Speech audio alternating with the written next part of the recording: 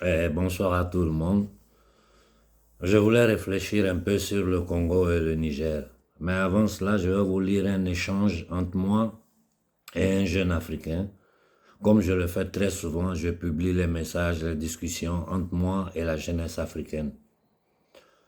Bonsoir, doyen. Que les Maliens sachent que le problème d'eau et d'électricité est partout, pas seulement chez eux. Et moi, je suis d'accord avec vous quand vous parlez de complot. Le timing est trop bizarre pour que à la même période, plusieurs pays africains aient le même problème. Depuis 6 semaines, ici c'est l'enfer. On coupe le courant par quartier et ça dure des heures. Ça peut aller de 5 heures du matin à 17 heures du soir. L'eau, on coupe tout le temps et ça c'est seulement dans la capitale. Je vous épargne les milieux reculés où avoir accès à l'eau potable est un luxe. On coupe le courant dans les hôpitaux publics. Si tu n'es pas dans une clinique, et encore une bonne clinique où il y a des groupes électrogènes pour prendre le relais, c'est grave. À l'accueil, vous stagnez. Et des choses comme ça, il y a partout dans le pays. Là, c'est du Togo qu'il parle.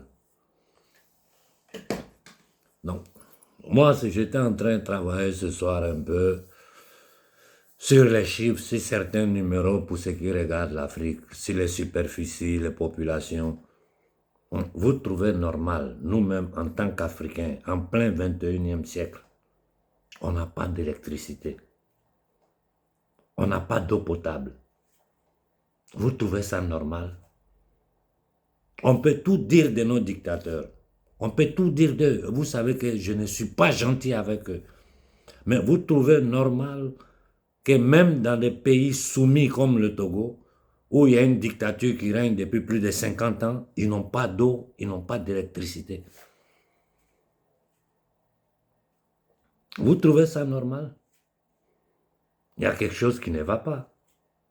Et pourtant, tout ce qui sert comme matière première pour avoir l'électricité dans tous les domaines, que ce soit la free énergie, l'énergie renouvelable, tout ce que vous voulez, nous avons tout chez nous en Afrique. Et on n'a pas d'électricité. On a des cours d'eau, des fleuves partout.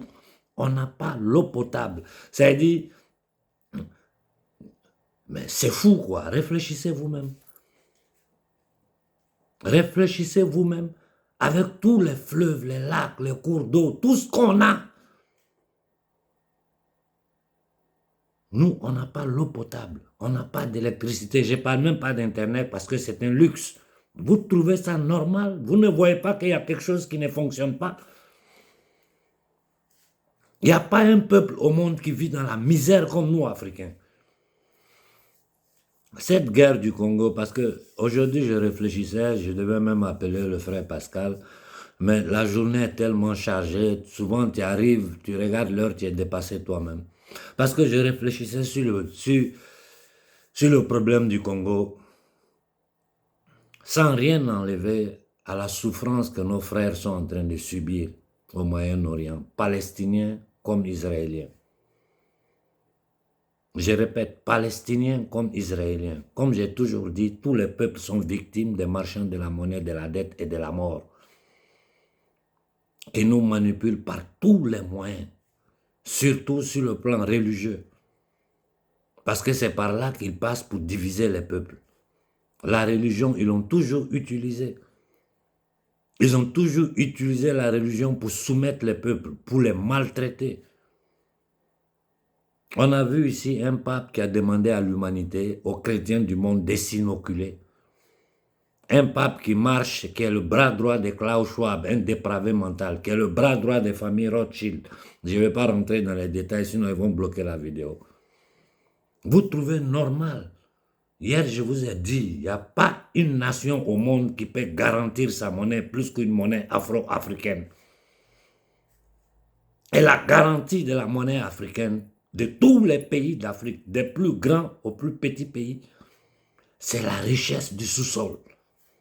Nos richesses minéralières, nos richesses en ressources humaines, on a tout. Cobalt, cuivre, bauxite, or, diamant, uranium, Qu'est-ce qui manque à l'Afrique? Il y a des cours d'eau partout, les fleuves, les lacs, les lagunes, la forêt, comment on appelle ça? La savane herbeuse. La savane herbeuse, on a tout. On a un désert dans lequel, dans le sous-sol, à basse profondeur, il y a l'eau potable qui peut donner à boire à toute l'humanité pendant des siècles. Et dans ce même Sahara-là, c'est rempli de gaz naturel, de pétrole.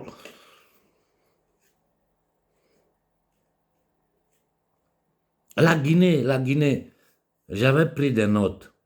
La Guinée la Guinée a la première réserve au monde de bauxite. Plus de 25% du bauxite mondial se trouve en Guinée. C'est le deuxième producteur mondial. Plus de 3 milliards de tonnes de fer en Guinée, sans parler des tonnes d'or que la Guinée a. Du Congo, là, ne parlons même pas des richesses du Congo, hein, parce que c'est scandaleux, c'est même pas la peine de commencer. Le Congo a une superficie de 2 354 000 km². Je répète, le Congo a une superficie de 2 354 000 km², plus de 100 millions d'habitants. Parmi vous les Africains, là, quelqu'un connaît la superficie du Rwanda? Quand je regarde les chiffres, ça me fait rire, non? Le Rwanda a 26 000 km². 14 millions d'habitants à peu près. Le Congo a 2 354 000 km², plus de 100 millions d'habitants. Le Rwanda a 26 000 km². C'est-à-dire le Congo est près de 90 fois plus grand que le Rwanda. Près de 8 fois plus, la population congolaise de la RDC est près de 8 fois plus grande que la population rwandaise. Expliquez-moi comment un petit pays comme le Rwanda, de 26 000 km², avec 14 millions d'habitants, peut tenir tête à un pays comme le Congo de 2 300 et quelques mille km², plus de 100 millions d'habitants. Expliquez-moi comment c'est possible. Où est la logique dedans? C'est-à-dire le Rwanda, ce n'est même pas une région, c'est une ville du Congo. Si on veut prendre sur le plan de la grandeur de la superficie, le Rwanda, c'est une ville du Congo. Donc, nous devons comprendre que le Rwanda n'est qu'un instrument aux mains des impérialistes, des marchands de la monnaie, de la dette et de la mort pour balkaniser le Congo. Et leur projet maintenant, c'est balkaniser le Niger. Les déclarations du gouvernement américain doivent donner à réfléchir à tout le Niger. Moi, je vais donner un simple conseil à Tiani ici devant toute l'Afrique.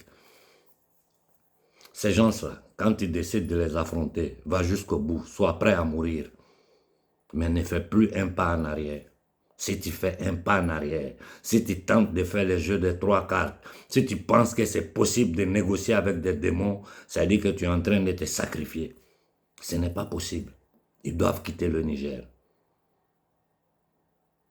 La façon dont ils veulent balkaniser le Mali, c'est de la même façon dont ils veulent balkaniser le Niger.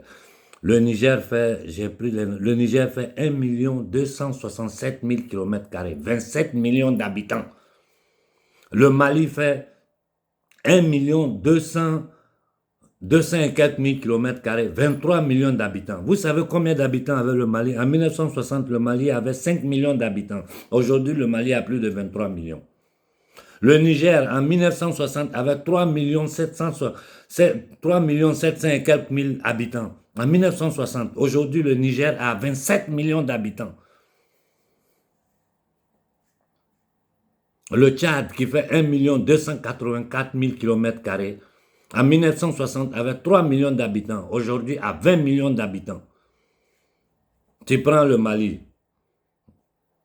le Nigeria qui fait 226 millions d'habitants, le Mali qui fait 23 millions d'habitants, le Tchad qui fait 20 millions d'habitants, le Burkina qui fait 22 millions d'habitants. En 1960, au Burkina, ils étaient 4 millions d'habitants.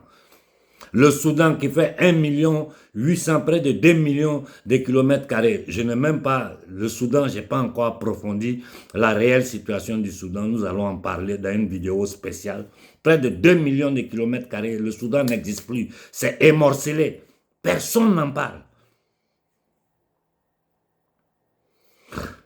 Bon, nous voyons un petit pays comme le Rwanda, 26 000 km².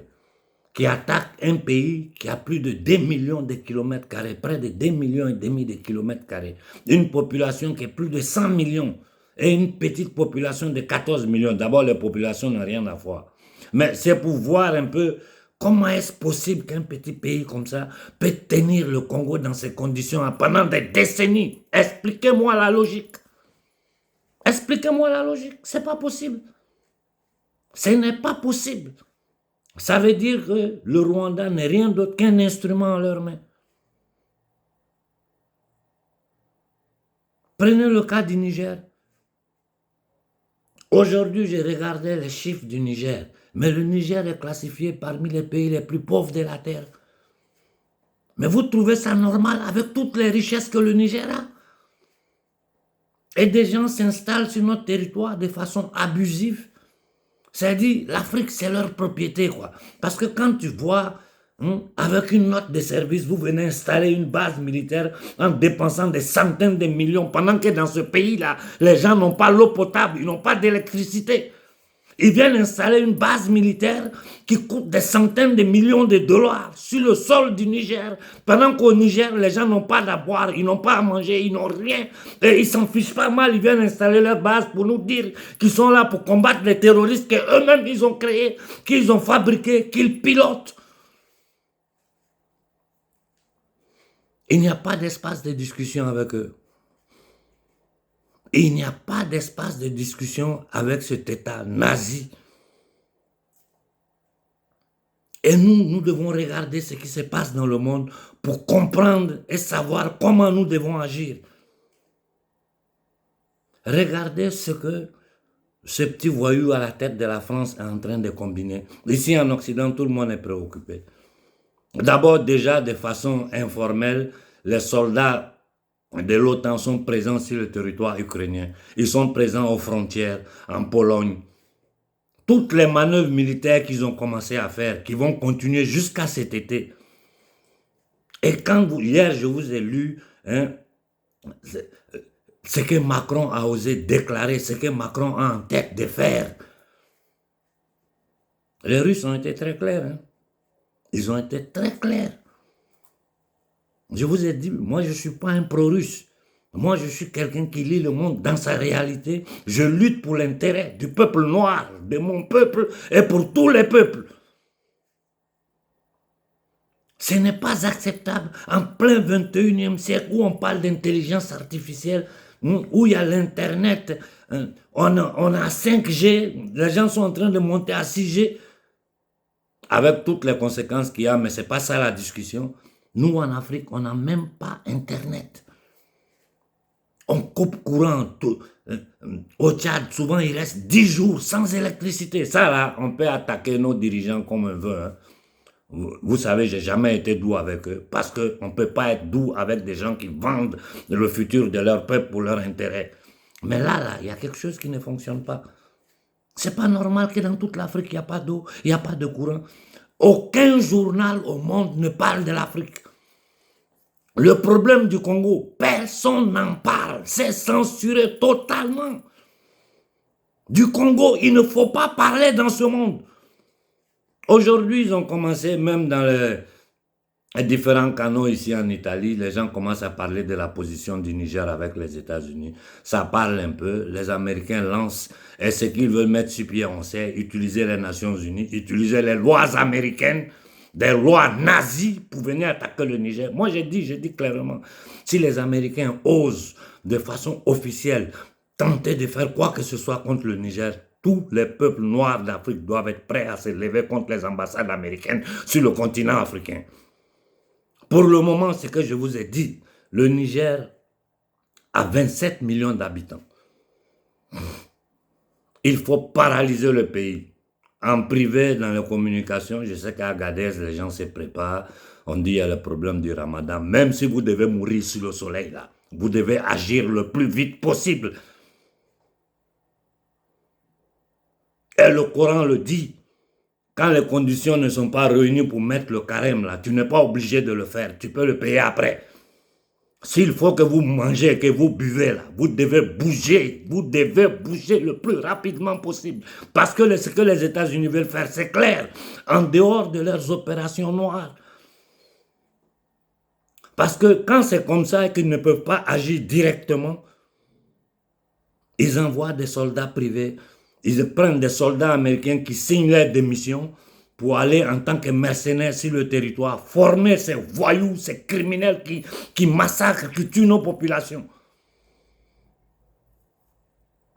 Nous, aujourd'hui, nous avons la possibilité, avec ce qui se passe sur le chéquier international, de nous débarrasser totalement du franc CFA, qui est une monnaie criminelle nazie,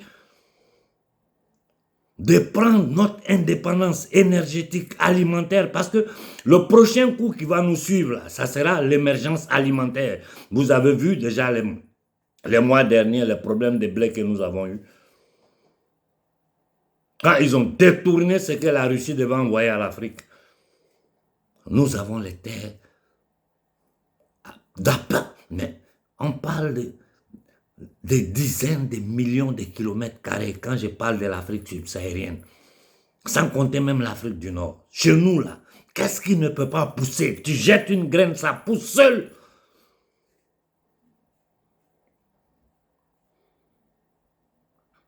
Il faut que nous prenions vraiment conscience de ce qui se passe. La misère, là, ce n'est pas une normalité. L'homme noir a trop duré dans la misère que pour nous, la misère est devenue une normalité. Le minimum vital pour vivre en dignité, là, nous, on ne l'a pas. Nous sommes le seul peuple au monde qui sont dans ces conditions-là.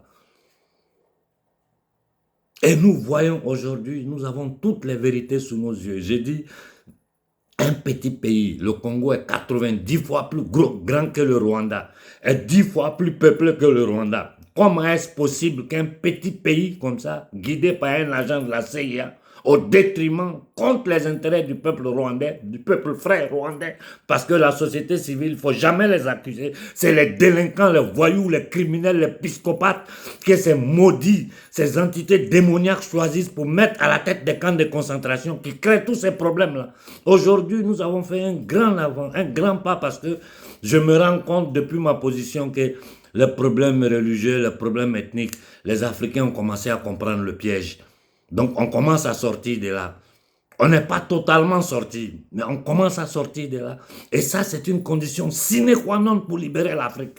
Tant que nous serons divisés en groupes ethniques, en groupes religieux, ou pour n'importe quelle raison, nous serons à la merci de nos adversaires. Et je vous dis, je ne peux pas discuter avec tout le monde. Moi, je ne veux pas être leader de personne. Je ne fais que ma part d'aîné, ma part d'Africain. Le futur de l'Afrique appartient à vous, jeunesse africaine, 25, 30 ans. Le futur de l'Afrique est dans vos mains. C'est vous qui devez avoir la conscience individuelle et collective, que vous devez vous lever ensemble. Quand au Niger, les gens lancent une manifestation, ils n'arrivent pas à rentrer en contact avec les Burkinabés pour qu'en même temps les Burkinabés s'organisent et coordonnent en rentrant en contact avec le Mali pour que le Mali coordonne, que tout le monde se lève ensemble. Vous ne pouvez pas faire ça dans l'AES. Quel AES on peut construire? Pendant qu'à l'intérieur de l'AES, c'est-à-dire le gouvernement Koïta, le gouvernement Ibé, le gouvernement Tchani, est aux prises avec les ennemis endogènes. C'est-à-dire des Noirs qui travaillent contre leur peuple. Nous sommes attaqués de l'extérieur, nous sommes attaqués de l'intérieur. Et vous, jeunesse africaine, vous qui avez votre futur hypothéqué, vous n'êtes pas capable de vous parler entre vous. Nous sommes destinés à la disparition. N'oubliez pas qu'il y a des peuples qui n'existent plus. Les Amérindiens, ils n'existent plus, ils les ont exterminés. Les aborigènes comment c'est, Australie, si je ne me trompe pas, ils n'existent plus. C'est des spécimens rares qu'il y a. En Nouvelle-Zélande, comment il s'appelle là, je ne me rappelle plus. Ce peuple-là n'existe plus. Les Américains d'origine n'existent plus. Ils les ont exterminés. Ne pensez pas que ça ne peut pas nous arriver. Déjà qu'ils ont tous ces armements dont je ne veux pas parler pour ne pas faire bloquer la vidéo. Aujourd'hui, là, nous sommes en position de nous opposer à eux. L'Amérique n'a plus aucune légitimité dans ce monde-là. Tout le monde sait ce que c'est que l'Amérique. Tout le monde sait que partout, guidé, l'OTAN guidé par l'Amérique, partout ils sont partis, ils ont semé la mort, le chaos, la zizanie, et ils sont partis en pillant le pays. La même façon dont le Rwanda est un instrument dans leurs mains, c'est de la même façon que l'Ukraine est un instrument dans leurs mains. Derrière tout ça, ce sont des démons incarnés dans un corps humain que j'appelle les marchands de la monnaie, de la dette et de la mort. Ce sont eux qui pilotent tous les gouvernements occidentaux. Ce sont eux qui tiennent notre peuple dans le noir. Vous trouvez normal que le continent le plus riche de cette terre-là est dans le noir? On n'a pas d'eau potable, on n'a pas d'eau potable. On peut dire tout ce qu'on veut au gouvernement et à demain. Vous savez que je ne fais pas de cadeau à ces voyous. Mais là, c'est pas, même s'il veut, il ne peut pas le faire parce qu'on l'empêche de le faire. Nos dictateurs que j'attaque tous les jours sur certaines choses-là, ils ne peuvent rien faire parce que l'ordre vient d'en haut. Il ne faut pas donner ça aux Noirs, il faut tenir le peuple noir en esclavage. On ne peut plus nous mettre les chaînes, on nous met dans des conditions de vie qui est pire même que quelqu'un qui a les chaînes.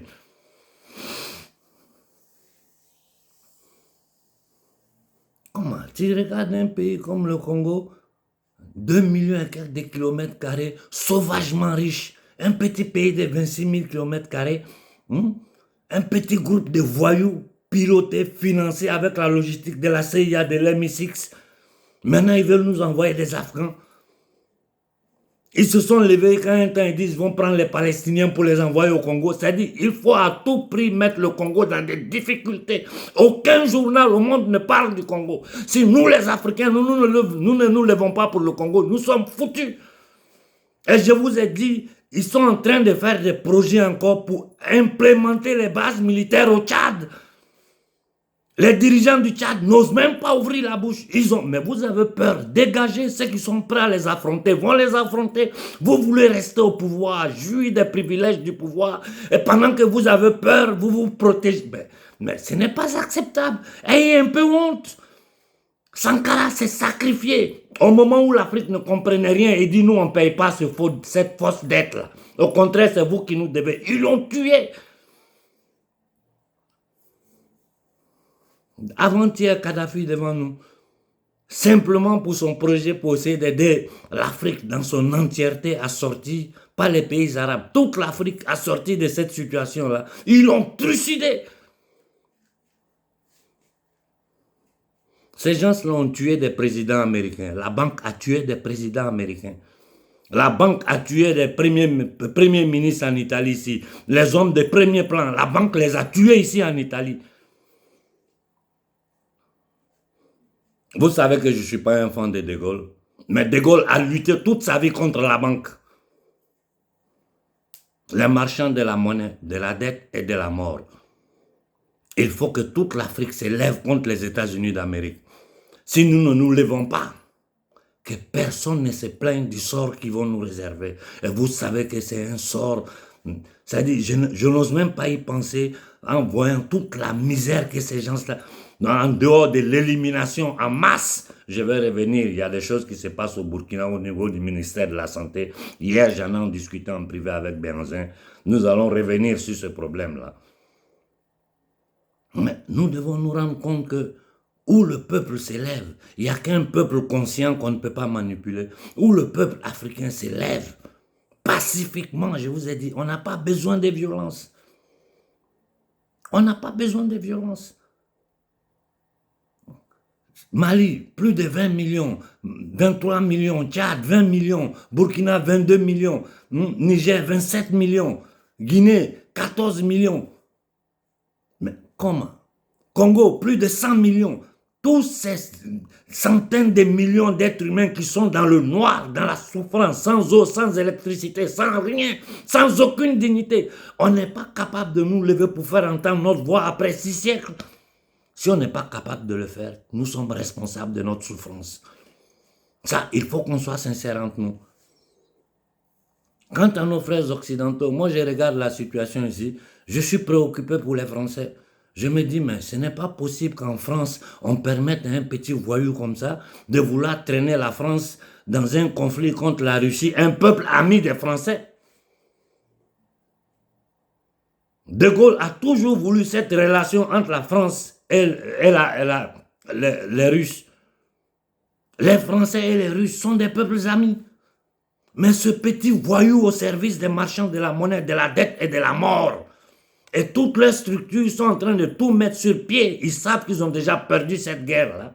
Et je vous dis, ce qui fait mal aux marchands de la monnaie, de la mort et de la dette, ils accusent la Russie, que c'est la Russie qui est en train d'aider les Africains. Mais donc ça veut dire qu'ils pensent que nous sommes tellement inconscients que c'est les Russes qui nous montent contre eux pendant qu'ils nous empêchent d'avoir l'eau potable. Moi, je m'adresse à toute l'humanité. Vous pensez que c'est normal qu'un peuple n'a pas l'eau potable? Un peuple n'a pas de courant? Un peuple n'a pas à manger? Un peuple ne peut pas se soigner? Pourquoi vous acceptez que ces marchands de la monnaie, de la dette et de la mort fassent ça aux peuples africains pendant que tout le monde est dans le silence? Vous n'avez pas un peu de conscience? Je m'adresse aux sociétés civiles occidentales. Je sais que vous êtes violentés. J'ai suivi cette tentative de génocide global ici en Occident. Heureusement, en Afrique, seulement 6% de la population, ils ont pu inoculer. Je sais ce que vous avez subi. Je connais la situation réelle du vrai pouvoir qui gouverne l'Occident. Je sais ce qu'il y a derrière la politique. Mais le cas africain est exagéré. On n'a même pas d'eau potable. On n'a pas de courant. On n'a pas à manger. Nos enfants sont dans des bateaux. On fait les élections en Russie, ils se plaignent, non, c'est pas ça. Mais quand Alassane Ouattara tripouille la constitution en Côte d'Ivoire pour se maintenir au pouvoir, personne ne dit rien. Quand Macky Sall a tenté de faire tout ce qu'il a fait au Sénégal, il tue les Sénégalais. En Occident, personne ne dit rien. Au contraire, on le reçoit avec des honneurs. Et là, il y a des gens, les talons, quiconque ouvre la bouche en Afrique est jeté en prison. Nos ennemis endogènes, nous devons nous occuper d'eux. Mais nos ennemis exogènes viennent de l'Occident. Ceux qui sont en train de tenter de détruire la France aujourd'hui. Ceux qui sont en train de traîner la France dans un conflit qui n'est pas un conflit du peuple français.